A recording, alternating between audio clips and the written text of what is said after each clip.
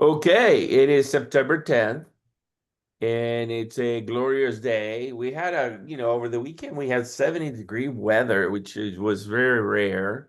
But we enjoyed it and So we had some nice rain and now the weather is back to the 90s and hopefully it won't hit 100 the rest of the summer, but it's been a mild summer, I would say, in general, after being here 25 years. We have a great guest today and we'll talk all kinds of things. But before we get going, let's have John Sibley Butler play some music. times have changed. Where's the good times that we should be sharing? Past this way, only memories remain tomorrow. I thought our dreams would be enough for a while, and all the plans that we made. Hey, we had love, that was all that we had. And now that is on the same. Peace of mind. Where's the good times that we should be sharing? We can't find any answers in the good times we've had. Woo! All right. All right, Johnny, always good to hear your so many repertoires. I mean, I don't know how you remember all the songs. Well, I played in every band when I was a kid. All kind of bands.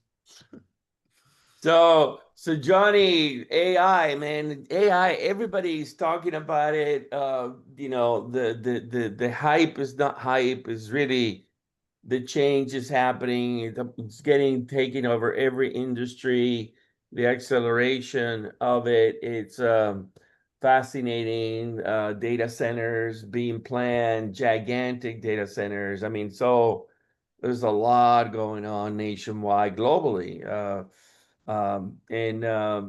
ERCOT and all the grid providers, management companies are, being challenged dramatically by that, and obviously the EVs and renewable energy and all that. And so it's always interesting to see how it's almost getting to a perfect storm of innovation, Johnny.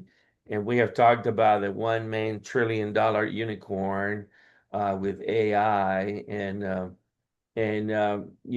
the disruptive 50. It's probably on its way. Usually gets announced in Q1. So you guys must be collecting all kinds of information about a bunch of companies, and there's a significant number of AI companies that are doing heavy duty infrastructure, and obviously, we have obviously the geopolitical landscape of what's happening, and all the partnerships, but the race is on in a huge way, and power seems to be at the epicenter of all this. So what say you? Well, absolutely. The storm comes with employment. Okay. And if we look at, like we always ask, what jobs, what opportunities are being impacted with any kind of repetitive stuff. And for the kids coming out of college now, and you usually enter any kind of firm, and they put you on the repetitive tasks, those kind of things that you must learn to do. Well, anything that's repetitive, whether it's data entry, whether it's writing code, whether it's any kind of meet and greet, well, they're all gone.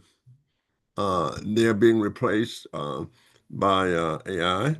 What's not being replaced are issues of leadership. So for the first time in a long time, the younger kids entering the labor force who is doing repetitive stuff. The younger kids are not getting a job. The repetitive people are being laid off. But what you can't replace is leadership. You can't replace thinking. You cannot replace strategy.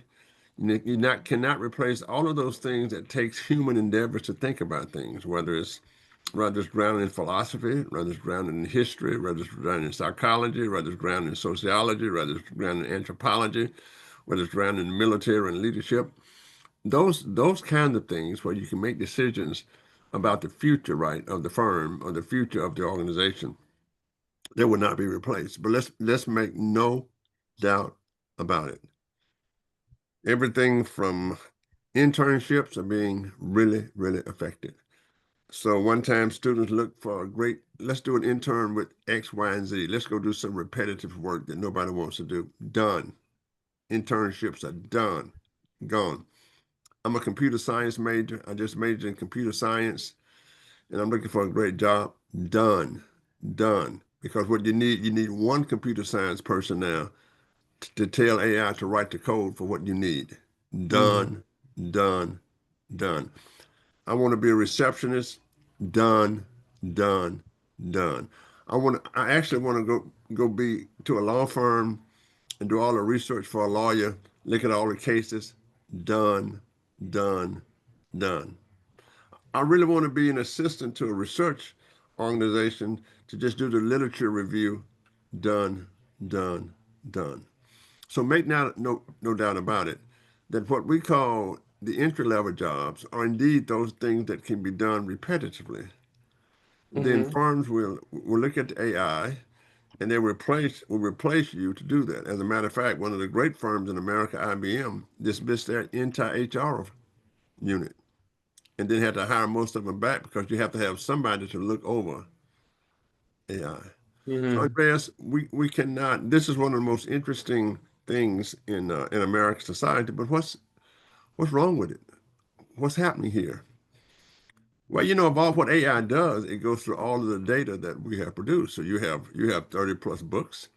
So I can ask AI, write me a book on electricity and write it how Andre Carvalho would do it. AI would do it. They would go to all of your stuff. They wouldn't call you.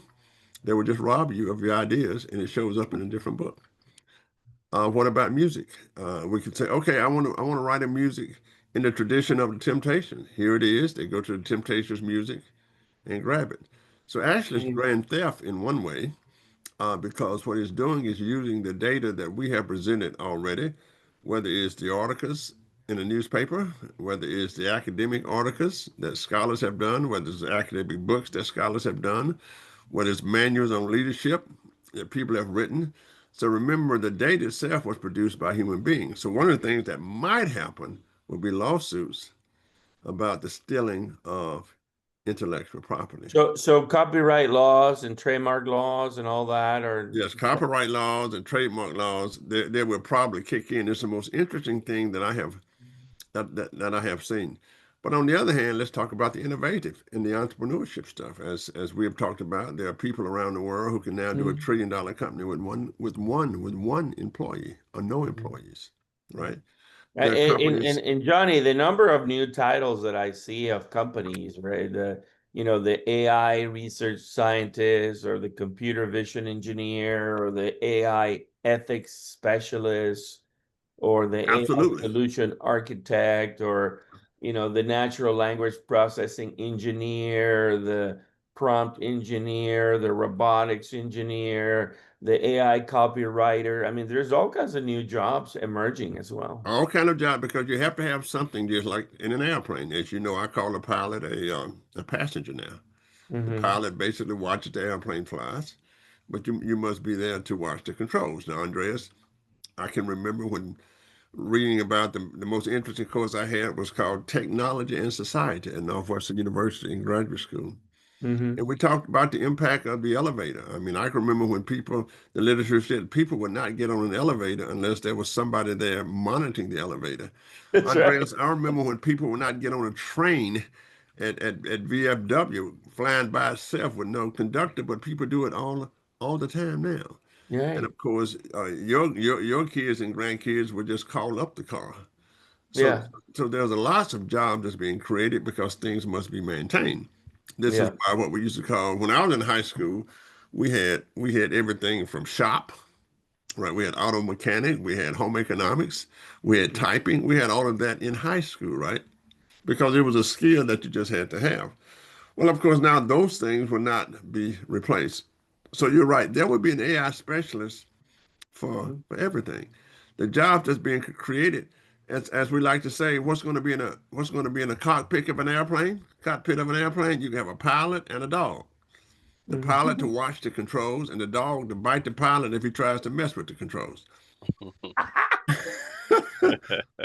So I think that's going to be true for computer science. If you go uh, to electricity where Andrew works, it's going to be all So so done. so so It's so going to that takes be me all so that done takes me so by that takes me computer. to So it's a very interesting. AI is real and it is here and it's very different than anything we've done in the past. Yeah, and that takes you to a bunch of questions that I have for our guests. So let me introduce Andrew Bluiett, senior engineer at LCRA and chairman of the IEEE Central Texas chapter, and a great friend. And Andrew, I'm thinking that what is the thinking going on at the Lower Colorado River Authority with AI? Are we gonna have AI control room? Pilots watching the AI manage the grid? What's happening there? Hey, well, thanks for having me on, Andres, and also John. I listen to you guys every week, whether live or I go back and watch it. And before I answer that question, I want to bring this to your attention, Andres. I have your book Thank from a you. long time ago. You actually signed it for me, so I don't know if you can see the signature, but I Yeah. appreciate that. Um, but yeah, here, as John was saying, AI is really taking over, and in the utility world, Andres, I know you came from city of Austin, and Mhm. a lot of times the utilities are always testing the technology before we actually embrace it. So there's always a time period. So private industry will probably test it out and use it and work out all the bugs, before Mhm. we even try to test it for ourselves. So we are looking at it. I've talked to certain people around here, and they've had pilots of testing it, but not actually using it in operation right now. Sure. But as you guys mentioned, it's going to be part of our everyday life. So it's just a matter of how fast it's going to take place, and and which areas we would trust it. I mean, to apply it. Sure. We may trust it, test it at lower levels. Then, as we get more comfortable with it, may apply it at some more critical security levels.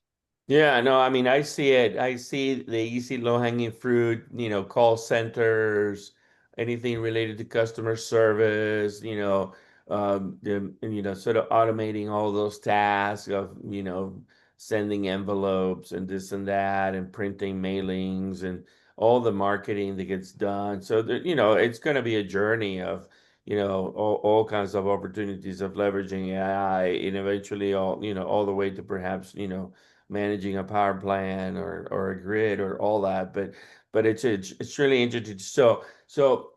Andrew, not everybody knows about the Lower Colorado River Authority. And we always like to give you guys as guest speakers a chance to educate the audience because these videos get put on our channel and YouTube and over the years thousands of people watch them. So tell us a little bit about ILCRA and what do you do there? Well, when you say low Colorado River Authority, we do a lot of services here in the Central Texas area. As you mentioned, I'm a senior engineer and I work more on the transmission side of the business. So that's high voltage wires. That's basic, you can say it. Our system consists of 345 kV down to 69 kV when in terms of transmission. More specifically, I work in the substation area, so I deal with a lot of the smart components that you wrote about in your smart grid book. So dealing with the microprocessor relays and smart meters that are within the substation. Hmm.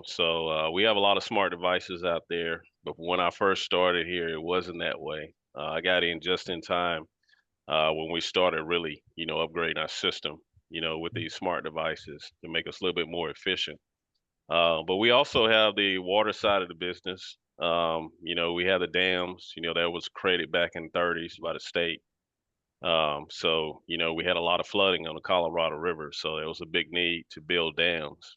Then, you know, from there we had hydro. So we had the opportunity to have electricity to generate electricity. So that's another part of the business. Mm. We have power plants. We also have parks, recreation associated with the Lower Colorado River Authority.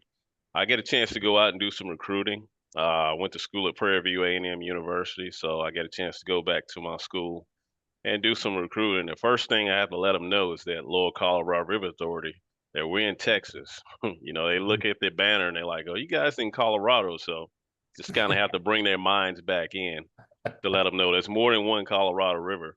And we're talking about the Colorado River that flows in Texas, and we pretty much LCRA is that lower part of the Colorado River Right. that we are stewards of. And so we've been around for a while, created by the state, but you know, we our services, you know, based on, you know, our income that we have, that we provide the services, not by taxes. Yeah, I mean, that's kind of LCRA at a high level. We have And the about and the and 2,000 the and the employees. and Andrew, the service territory is gigantic. Yes, yes, it is. It So it runs pretty much Central Texas all the way to Matagorda, which is to the Bay, and all the way up to about Midland, Texas. So it kind of covers that area there in the Central Texas area along yeah, the Colorado River. Yeah, yeah. Andrew, of all the industries that I look at, the electric industry is very interesting to me because it's running on old technology. And there's new technology that's sitting on the shelf, as we like to say on this program. And I guess most of it, that new technology revolves around controls. That is, do you still need people, that is, to do the controls? In your estimation, I'm going to ask you about a number of controls. Number one, do we have the controls to know where every piece of electricity is? Number two, do we have the controls to bring electricity onto the grid? And number three, where do you see that's the highest possibility of AI in your unit? When I say where do you see, I mean just say that you could fire somebody. Who would it be? Don't call any names. I guess, you know, just hypothetically, just speaking, you know, outside the box here. Um, you know, do have a lot of controls. A lot of utilities nowadays, as you know, Andres is well aware of. We have a lot of sensors out there on our system, so we can examine every point in our substations. You know, when we have abnormalities, we have fault conditions. We know how many amps that fault has. We know the time that fault happened, and when it, you know, it comes off our system. So we have a lot of reports, and I can see AI coming in to help us because we get a lot of data. I mean, we get tons of data from these smart devices, and I can see some kind of way. The thing is security, John. We don't want a lot of information out to the public. We want to keep that concealed within, you know, our own footprint. So that's a challenge. But I can see AI helping us kind of decipher all of that information, so that we can get a, you know, determination of what we need to do once we have that data. Mhm. Well, let me We can ask you another a related question. Sure. One is direct. Do you think that, given the fact that we've done a great job of bringing companies to Texas, that we might be in fear of running out of electricity? Can you see a total dilapidation, if you will, I as hope we would not. run out of? The Will we question is, I always hope service our businesses? What do you see? I hope not, because there are different ways you can get electricity now, and you guys know that, you know, a lot of times some like neighborhoods, they have opportunity now to come off the grid. So there are ways to have solar and battery right there at your home. Mhm. And then also, I think commercial can do the same. So I think we're migrating where we're not as dependent, you know, as on wholesale power. Or there are other ways to get electricity. And then also some of these big data centers and things that are coming online, I think they're going to have batteries and they're going to have ways to have electricity also. And then we do a great job right now monitoring our system. So Okay. when we see things coming, we have ways to shed load of non-critical areas to make sure that that we're on top of things. So I think because we have so much smart devices out there and we have a lot of people looking at it, and we're able to make the right decisions that we don't run out of power. And we forecast these things also, John. These things doesn't really just sneak up on us. So we have a lot of people in the room just kind of forecasting, what we have coming and what we have for us generating power plants that are going to come online. Good. So in your estimation, we're good there'll be no catastrophe with the Texas grid in the future when it comes to servicing the enterprises and all of the automobiles and all the electric stuff that's coming on that consumers use, from automobiles to airplanes to houses, you name it, right? So you think we're Texas ready for that, right? Well, I hope so. LCRA, Andrew, let me chime Uh, in. LCRA is building a new gas power plant, and there may be more down the road. They own with Austin Energy the LaGrange coal plant, and but they're building a huge plant now. I don't know where it's located. You know where it's located, Andrew? it's near San Marcos. You talking about the Timmerman paper Yeah, plant? yeah. Yeah, it's near San Marcos area down there. Hmm. Yeah, And that is an area that is growing pretty fast it too. really is growing pretty fast. And I think the governor and different ones, they're really excited about that plant coming online. I think phase one is already completed. We have some another phase coming online soon. Yeah, natural gas plants, Johnny, they get built pretty fast compared to anything else. And that technology, it's rock solid. And the other thing about natural gas plants is that they're kind of fuel agnostic. So they could actually function burning methane or also function burning hydrogen. So Hmm. if as the fuel choices increase or change, those assets don't really go away. They can be leveraged. That's good to know. Yeah. Some other question, I guess, is talk about, because Texas has its own grid. Talk about our relationship with other grids now, say in crisis, and how we move stuff back and forth in need, or do we interact at all? I'm sure we do with other grids, but there's no interaction at all, right? No, Yeah, not to my knowledge. Not to we're your an knowledge. island. We're an island, Johnny. We're an island. I think that's pretty wild right there. We're a separate country. Do you ever have any discussions about that? Like, for example, during the snow out of some years back, did you have discussions about that, or anyway? Yeah, to my knowledge, I'm not sure if ERCOT is open to that. To my Okay. knowledge. Yeah. No, there is no need for it, Johnny. There's actually, if you think about it, the Western interconnect and the Eastern interconnect are a big challenge to maintain because they are a gigantic single point of failure grid waiting to happen. Wow. Yeah. I am very, very impressed with, first of all, the future, and impressed with being so independent. So, Andrew, when you look at all of the new technologies that's going on with different industries, and when you stop and look at where you guys are now, so you read Andrea's book. If you had to do the perfect grid, what would you do? Mm. I mean, I think we're doing a good job for us here in So you think it's Texas. perfect right now? Yeah, it's not perfect. It's always room for improvement. But Hmm. I think having customer input. We have this project called Pecan Street that's local here. I'm sure Andres knows about it. Yeah, And created by IC Square. Yeah, I know about yeah, it. I invented Pecan Street, guys. yeah. So I think that's kind of revolutionary when you have devices that all communicate and you know how much energy you're using. So you can kind of be more efficient. I think that's probably the next step. Yeah. Once we have devices, even your cars, like you were talking about electric cars, and Hmm. how we can be more efficient. I mean, those electric cars can also send power the other way. So I think that's kind of the next step with our grid, John. Yeah. And there's no problem in getting it back on the grid like they had in California. I mean, it's no problem. And if I have an electric car, if I want to put it on the grid, they have the controls to do that seamless right now.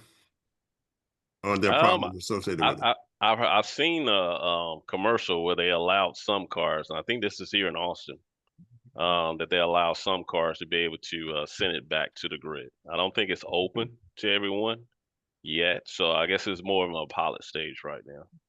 Okay. Yeah, I think it's the whole vehicle to grid thing is a journey, Johnny. I know that GM in particular has announced that all their trucks will be vehicle to grid going forward, and I think other manufacturers are looking at it as well.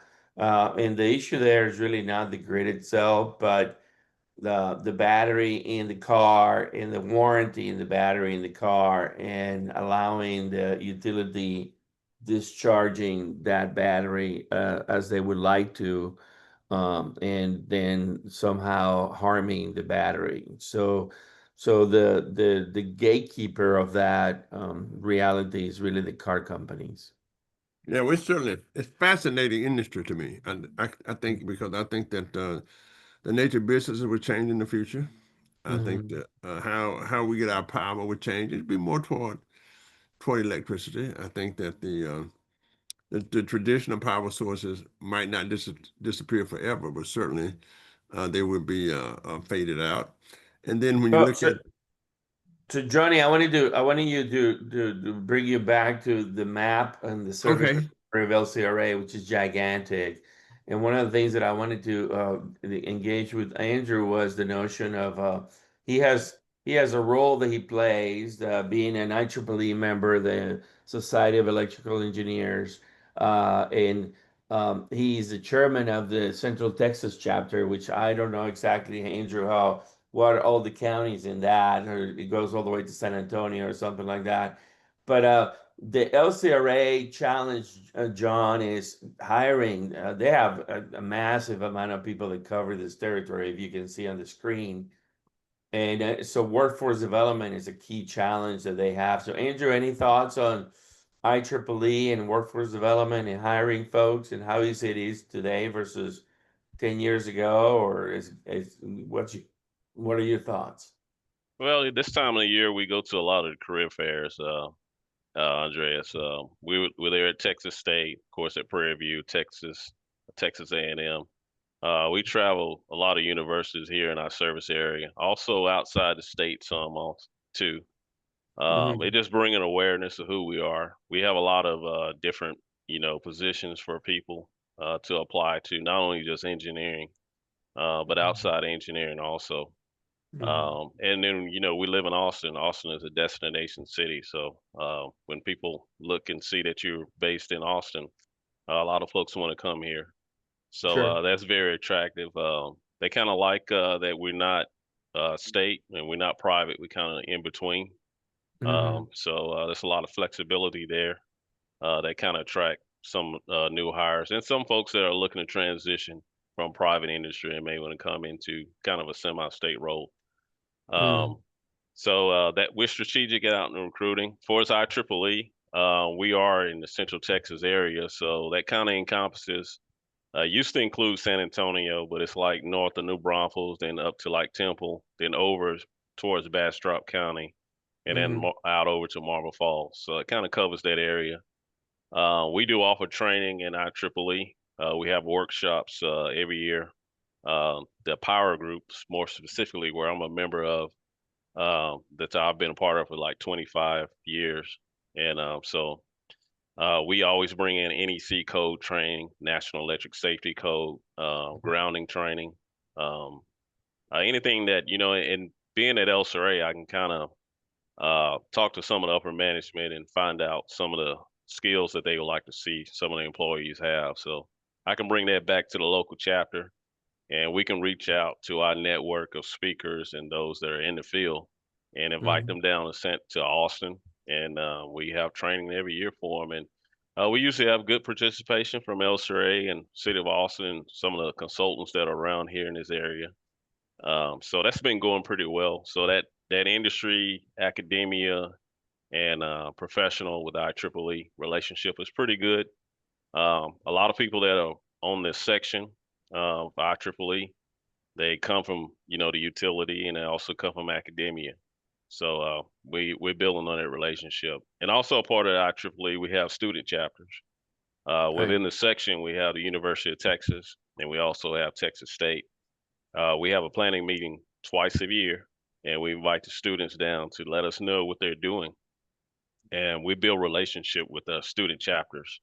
We Mhm. support a lot of events on campus, and so we have a lot of awareness. And sometimes, it can be a pipeline where they can network with some of the folks that are in industry. And of course, every student, they're not trying to go to grad school. They trying to get a job. So it's an opportunity for them to network and possibly get a job in the industry. Sure.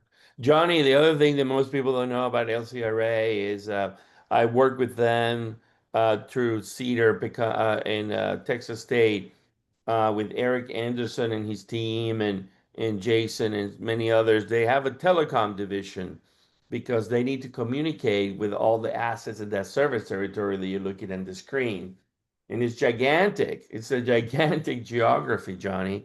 And so anyway, they licensed the spectrum. They acquired the spectrum from Anterix on 900 megahertz. And Andrew knows this very well. They're in the process of building out a total canopy of a smart grid network that will cover all their service territory, and they will offer services to the cities and the utilities that are in that service territory as well. In fact, the LCRA with their land mobile radio network today provides public safety services to all the police departments in all these counties and all the cities. And obviously, the transmission guys and the crews and all that use that network today. So, Andrew, I don't know if you have a land mobile radio with you. Are you carry one of those, or you don't? What was that again?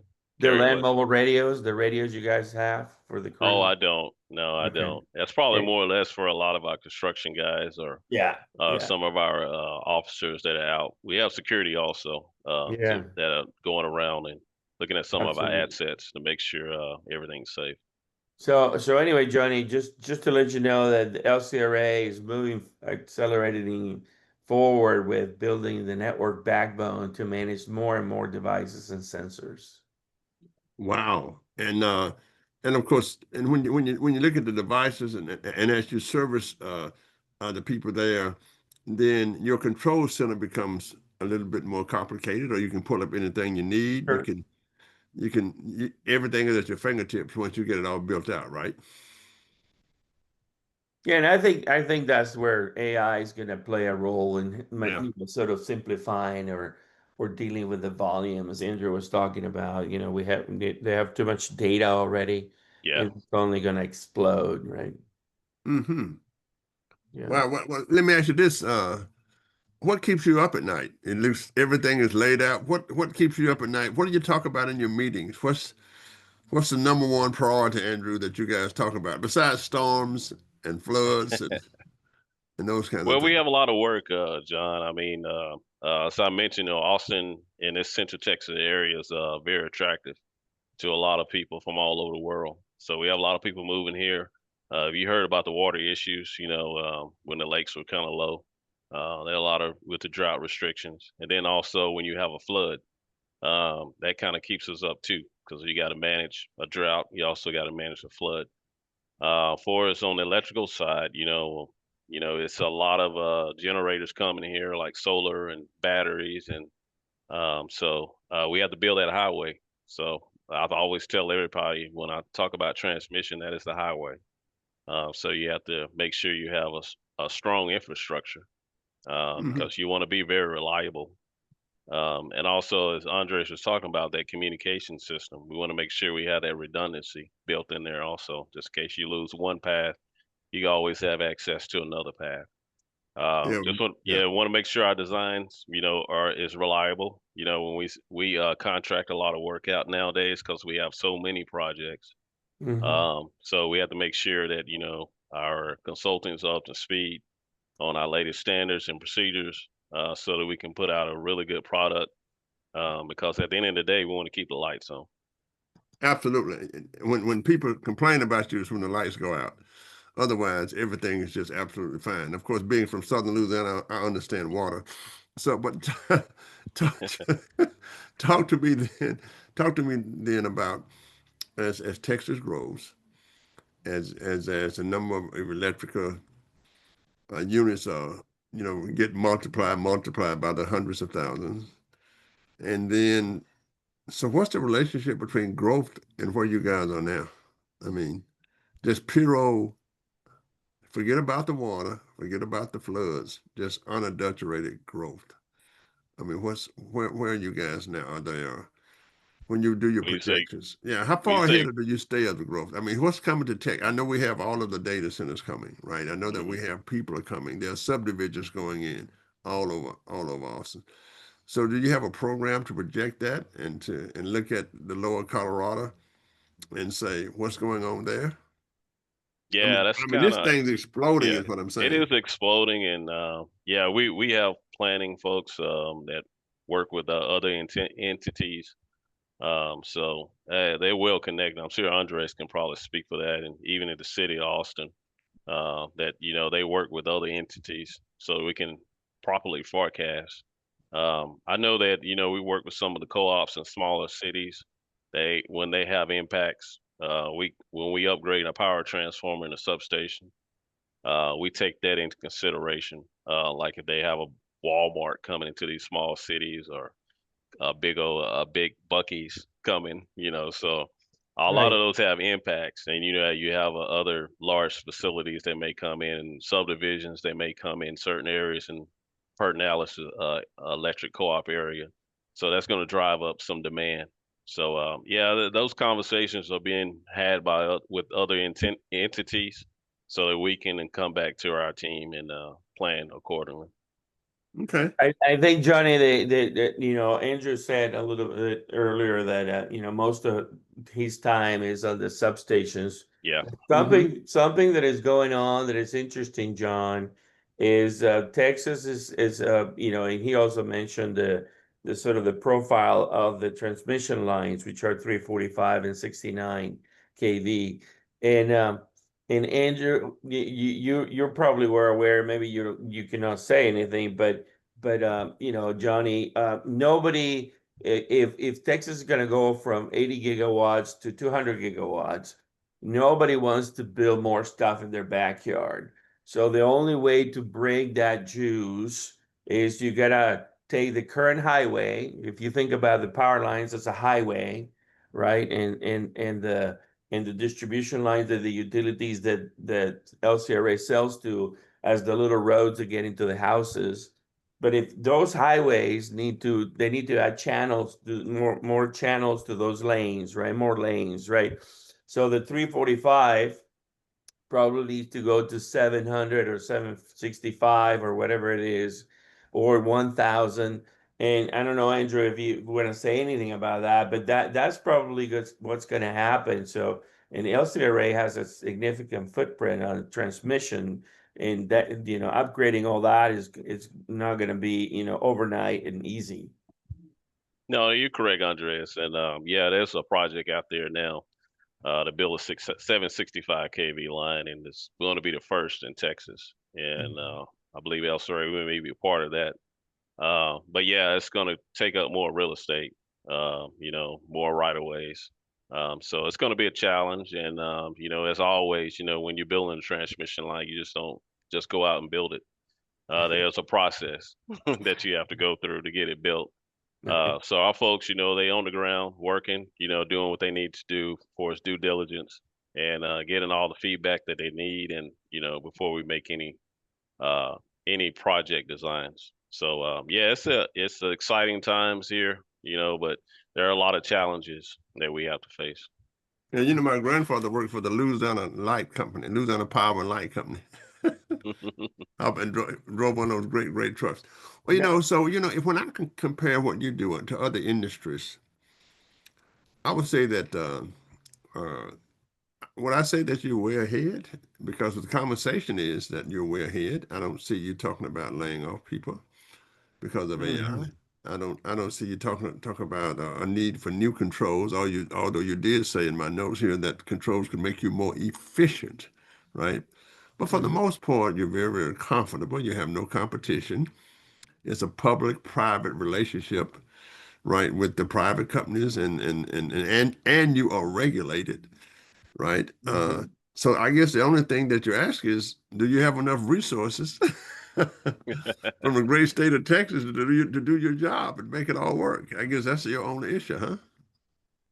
I mean, we have, I don't know. I guess on the regulation side, because we kind of regulate by the PUC, Public Utility Commission. So we have a rate case, and they kind of dictate, the funding that we receive. So if there's a need, I guess for the public, I'm sure the state of Texas may have some budget to do that, or some ways to Hmm. raise money to make sure that Mhm. we get those projects done. Right. Um, Okay. Well, do yeah, you see a dam going in the future out when we I had the have no flooding? idea. I have no idea on that. Yeah. Yeah, I think the waterways are taken care of, Johnny. I think that Yeah, there's but they tend nothing to get big sometimes, right? I think there's nothing new there. I think those dams are, well within Remember defensive the mechanism. dam in Austin was built because LBJ's ranch kept getting flooded in the 40s. So, Well, I think if you look at the industry itself, because see, Andre, you don't have any you don't have anybody like an IBM or Dell, that you're competing with that can really, really replace you, which makes the technology. Let the technology set on the shelf because we're doing fine. We're doing billions and billions of dollars with what? With 1918 technology. So I find that absolutely fascinating. But on the other hand, I guess I can ask Andreas is how much has the technology changed for the generation of electricity except the power source? I guess it's been standardized, Andreas, yeah, Since the Edison, wire, huh? the The highway, technology hadn't changed since Edison, right? yeah, well, I mean, again, there are multiple things there, right? So you're talking about supply is generation, it's fuels, it could be renewable wind, natural gas, partially solar, nuclear is coming back, so hydrogen. So on the generation side, you got utility scale, industrial scale, commercial scale, and then the homes, right? Every home, every building should become a power plant. But the wires or the roads of the move the electrons, right? The highways, as we were talking about, they need to be upgraded as well, right? And so the challenge with the electric infrastructure is that it's a super tightly integrated ecosystem that has a lot of players that doesn't allow for significant competition because the investments are gigantic. So, Hmm. so if you wanted to say build a second grid in Texas to deliver the same electricity to the same people on a second wire to every house, that would cost probably $2 trillion just in, Yeah, right? yeah. So And, who's and of gonna course, it would pony have up to be that money? regulated too. So And who's gonna pony up that money? Nobody will, right? yeah, I mean, because So so it's been stacked on for years and years and years and added to for right. years and years with the controls to make sure that everything goes right. Yeah, yeah. And if you think about the magic of, a substation and the grid itself and the control rooms and the whole network and the balance of the energy players in Texas talking to each other every day so that 60 hertz maintains, it's really it's really a miracle every day that it all works so well. It's just amazing. It truly is. Well, I'm glad we have that miracle because Austin is growing like wildfire, Mhm. and that miracle will be needed for and of course the water situation is pretty interesting. Ben Bonds and I years back we wanted to bring water in from Louisiana under the into Texas during times of need, but we had to And go what through every happened? county, and every county had to have a meeting and improve it and approve it. So we really, really All, did think all, about all that. the all the landowners all the way to Texas. Yeah, all the landowners. Every landowner had to. It didn't happen. It didn't happen. Yeah, I don't know why we can have oil and gas and everything running under there, but when it comes to water, it becomes a whole different. Water is a tough one. Water, there are only 3,000 electric utilities in the US and 52,000 water utilities. Wow. And while there are three grids in the US, the Western Interconnect, the Eastern Interconnect, and ERCOT, none of the water grids talk to each other or are connected at all. They're all independent, right? Because Wow. water is a different animal, and it's all Wow. about pressure, right? So Yeah, that's absolutely amazing. So let me just ask you another question about the future. So what do you see as the future jobs that you would need in your business? I mean, are you not without even talking about AI? I mean, are you hiring the same kind of workforce that you hired 30, 40, 50 years ago?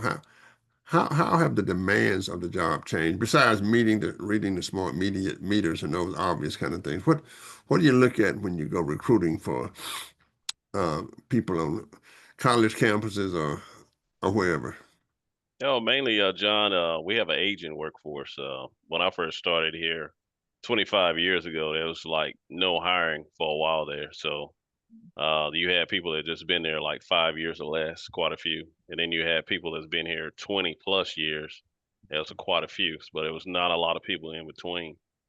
So we started losing a lot of our workforce. So we had to start hiring some and training a lot of the new folks to kind of replace them.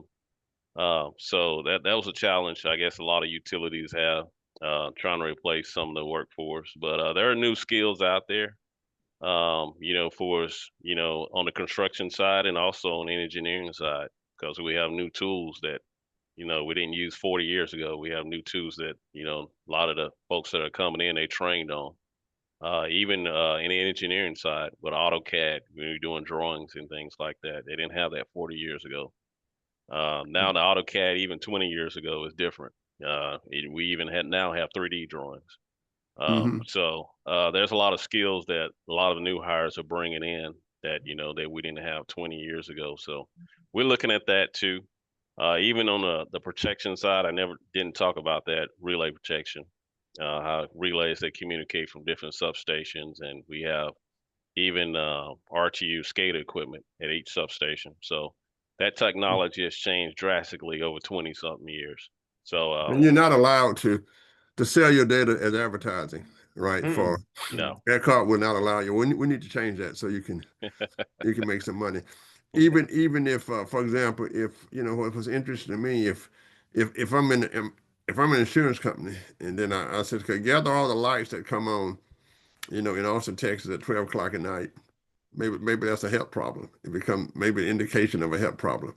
So as the data scientists gather and we begin to get data to predict everything in the world. And by the way, you will know more about households than anybody else. Right. Mhm. I I mean, mean, what happens we behind the connect, meter? we collect data, but we I use know you that collect data. data, Yeah. right? But But we use that unfortunately, we got data to tell the to, governor and let you sell it so y'all can make some money. I mean, we got to get into Texas mode and things. So I just think it's very, very interesting. You see that with all the data that you have, and you're just starting to collect data, yep. it's going to get much, much more. So you're going to use that data only for your strategy. We use most of that data for our equipment. We know when equipment needs to be replaced. Especially a high dollar equipment like transformers, circuit breakers, instrument transformers, even conductors.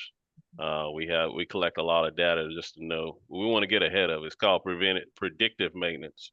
So we have Mhm. that going on also. We have a lot of models out there. They help us whenever we forecasting projects. We have a project at existing substation. We know there's some other issues.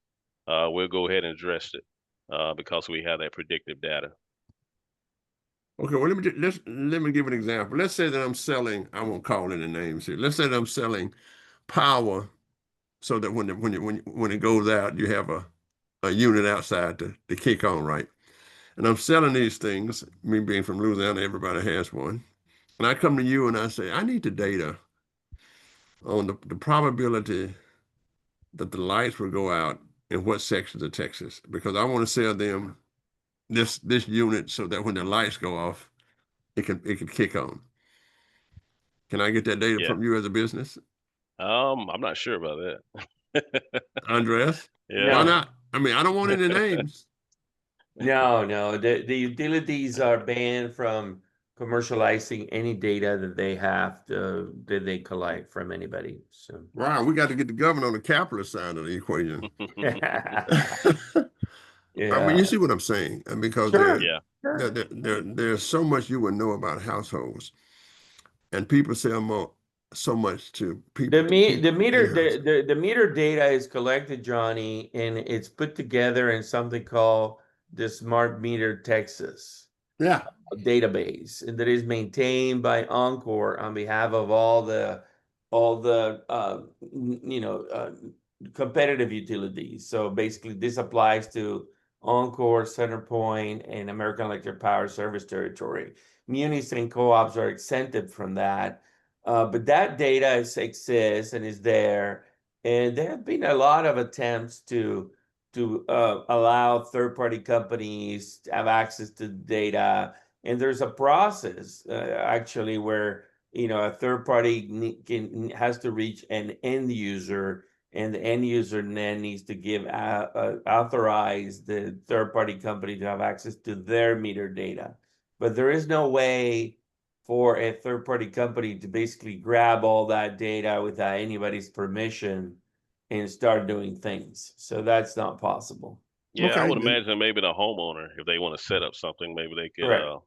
you could pay them to collect their data. And And maybe then the that's a model maybe one day somebody would set up. yeah, absolutely. And then the munis and co-ops, Johnny, a lot of them have programs, but there's nothing, sort of open and free like you're discussing. And the issue is privacy, that's a big deal.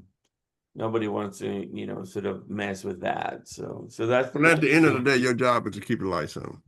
At the end of the day, yeah, your job yeah, is to do the absolutely. water stuff. At the end of the day, is to take care of the homeowners and the people so that they have great water and they have great electricity. In fact, I'll tell you an anecdote about that because that's, with AI, this is going to start happening more and more. So GM, had been had a autonomous subsidiary company called Cruise that they acquired. They invested roughly $10 billion in, and they shut it down. And one of the reasons they shut it down is because GM was selling the data from Mm, the Cruise autonomous business unit for advertisers. yeah. And so there was a class action lawsuit against GM about that, and they lost. Oh, you're right. You have to have the permission from. We want to go back to the Andreas Cavallo solution to poverty in data. And there you go. There you go. Andres, Yeah, I he mean, says that everybody own. What's the solution, Andres? I want to hear it again. If everybody owned their own data, they could sell it for. yeah, I mean, a gigabyte of data can be commercialized for $25. So roughly a human being generates roughly 4 terabytes of data a year. And that equates to about $100,000.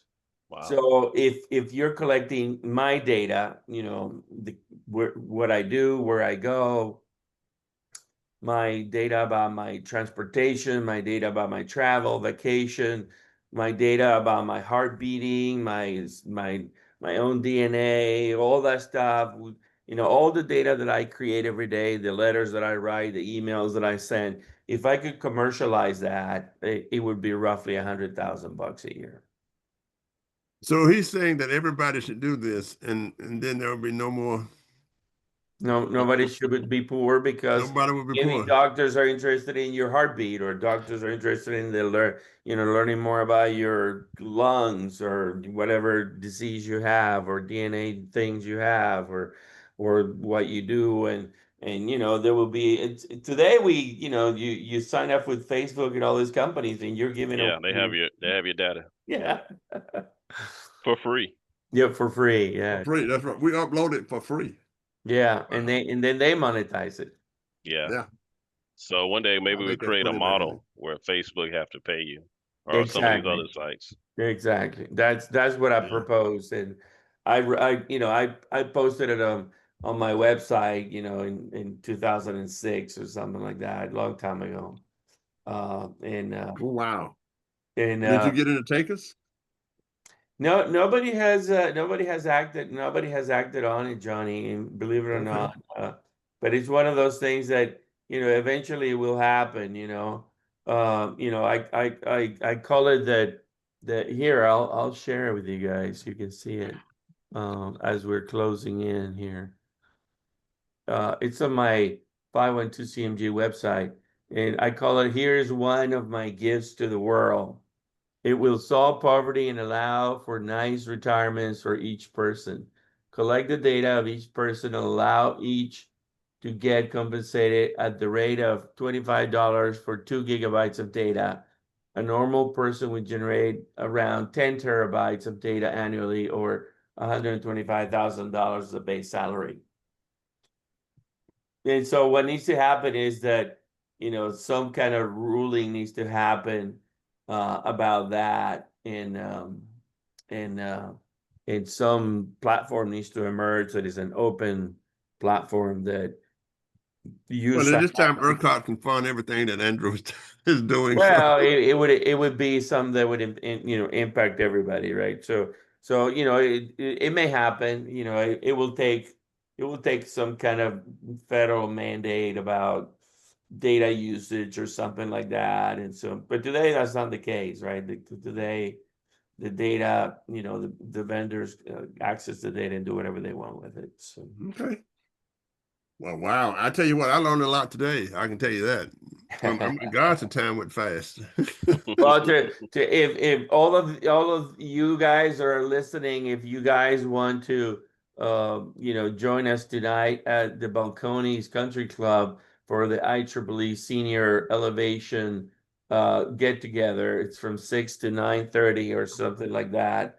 Johnny, you're invited. You're welcome. Thank you. What time is that? 6 to 9 p.m. Okay, well, you better get rolling with the traffic. Yeah, there's a lot of traffic up there, so be safe on the highways. There's a whole lot That's of traffic. right. That's right. That's right. That's right. Yeah. Well, guys, always a pleasure. Andrew, what's in front of you related to work or recruiting or in conferences in the next 6 months? What's going on? Well, IEEE, I'll speak on that. As you see, I have my shirt on.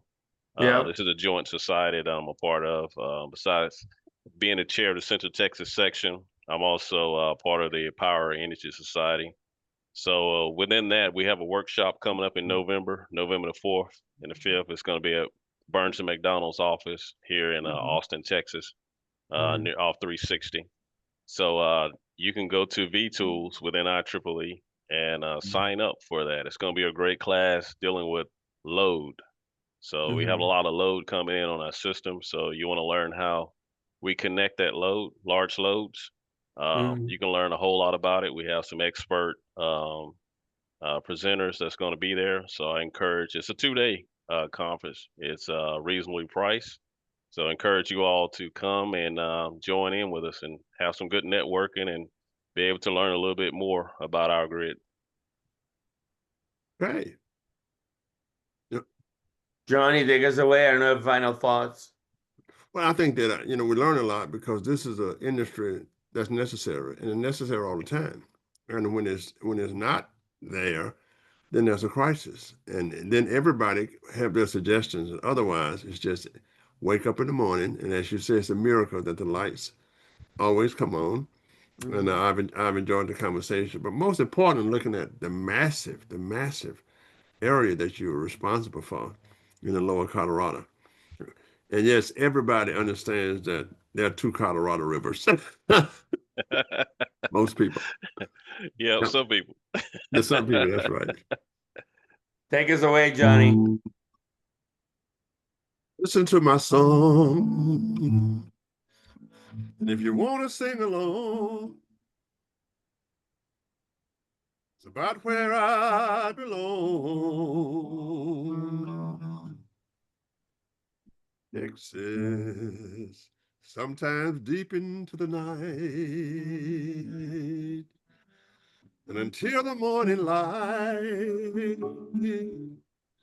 I try with all of my might to be in Texas.